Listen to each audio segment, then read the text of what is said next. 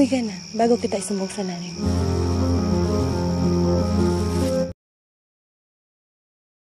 Film dimulai dengan memperlihatkan seorang pria muda bernama Tantan. Suatu hari, secara kebetulan, ia bertemu kembali dengan seorang wanita yang bernama Jenny. Setelah bertahun-tahun lamanya tidak ketemu, akhirnya pertemuan yang tak sengaja tersebut membawa mereka kembali mengingat kenangan pertama kali mereka bertemu beberapa tahun lalu. Sebuah peristiwa yang ternyata membekas bagi mereka. Beberapa tahun sebelumnya, Tantan masih berstatus sebagai seorang siswa SMA. Suatu malam saat ia pulang dengan kondisi basah kuyup akibat hujan deras, ia tanpa sengaja bertemu dengan seorang penyewa di rumah mereka, yang mana itu adalah si Jenny. Hujan lebat membuat pakaian Jenny basah dan terlihat tembus pandang. Menyadari keadaan tersebut, Jenny langsung lari menuju pintu di rumahnya. Namun tanpa diduga, ia tak sengaja menjatuhkan barangnya. Tantan yang melihat kejadian tersebut refleks berlari mengejar Jenny untuk mengembalikan barang-barangnya. Tantan berusaha untuk bersikap sopan meskipun dirinya sedikit canggung karena situasi tersebut. Jenny pun menerimanya dengan ekspresi datar dan tanpa banyak bicara. Namun ternyata Jenny lupa membawa kunci. Karena Tantan anak si pemilik kontrakan, ia yang membawa kunci pun langsung membantu Jenny untuk membuka pagar. Dan semenjak saat itu, mereka pun mulai saling mengenal dan mulai terbiasa menyapa saat mereka bertemu. Keesokan harinya, Jenny baru saja pulang dari suatu tempat ketika ia tanpa sengaja berpapasan dengan ibu-ibu yang sedang berkumpul di lingkungan tempat tinggalnya. Para ibu-ibu tersebut mulai menggosip tentang Jenny yang dianggap sebagai wanita liar dan tak ada harganya.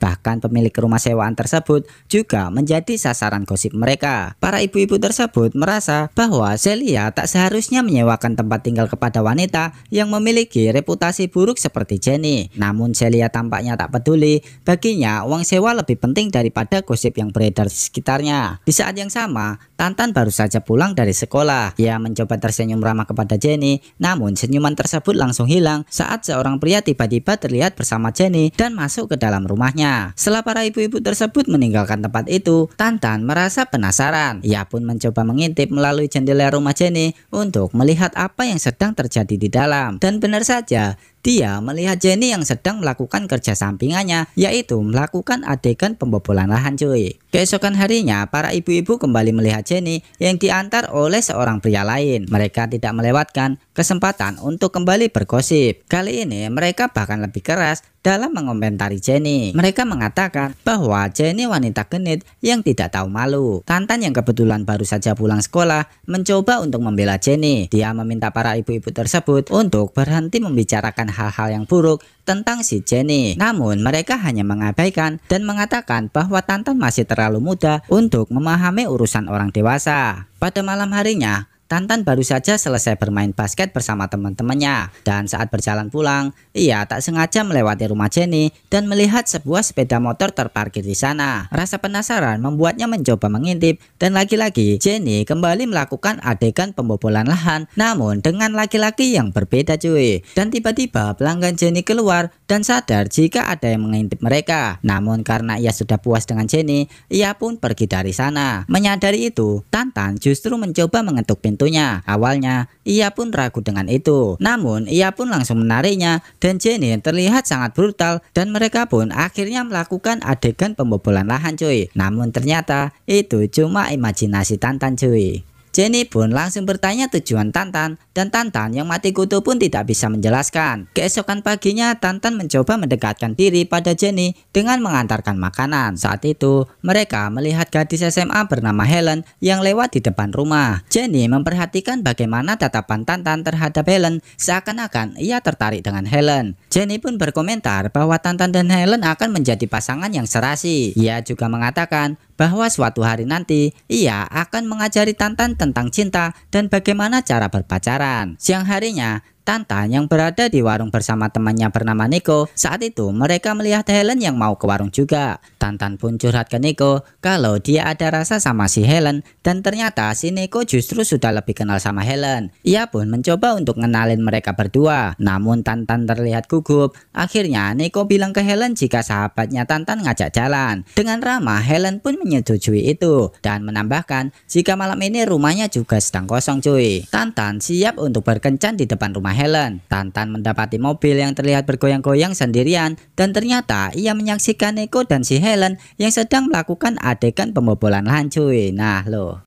Keesokan harinya, ia pun kembali bertemu dengan Nico dan mengungkapkan kekecewaannya. Dengan santai, Nico pun mengatakan jika Helen lah yang lebih dulu menggodanya. Tak lama kemudian datanglah Jenny. Nico dengan barbar merayu Jenny dengan kata-kata yang tidak senonoh. Saat itu juga kesabaran Tantan sudah mulai habis. Nico pun terkejut dan menuduh Tantan telah berpacaran dengan wanita murahan itu. Mendengar itu, Jenny pun membalas dan ngatain Nico kalau Helen curhat kepadanya jika terong mungil Nico itu kayak biji kacang dan juga loyo cuy. Keesokan harinya, Tantan kembali bertemu Jenny dan menawarkan untuk mengantarkannya pergi. Yang mana saat itu Jenny mau pergi ke taman kota. Tantan pun ikut menemaninya cuy. Sesampainya di taman, mereka lanjut ngobrol. Jenny menceritakan rencananya untuk pergi ke Jepang dalam waktu yang dekat. Malam harinya, Tantan yang gabut nongkrong di depan rumah sambil ditemani gitarnya. Di saat yang sama, terlihat Jenny sudah selesai dengan kerja sampingannya. Lalu setelah pelanggannya pergi, Jenny menghampiri si Tantan dan dia memuji Tantan karena memiliki kepribadian yang baik. Menurutnya, jika Tantan punya pacar, gadis tersebut pasti akan sangat beruntung. Namun Tantan merasa tidak ada gadis yang suka dengannya dan ia merasa rendah diri. Dia juga bilang bahwa orang yang ia suka tidak pernah membalas perasaannya. Jenny awalnya mengira bahwa Tantan belum bisa melupakan Helen. Namun Tantan menjelaskan bahwa orang yang ia suka bukan Helen. Ia menyukai seseorang yang sebenarnya tak mungkin bisa membalas perasaannya. Mendengar pengakuan itu, Jenny hanya bisa tersenyum tipis dan berkata bahwa mungkin saja orang tersebut sebenarnya menyukai Tantan. Hanya saja mereka berada di dunia yang berbeda, seolah-olah tahu kalau orang yang ia bicarakan adalah dirinya.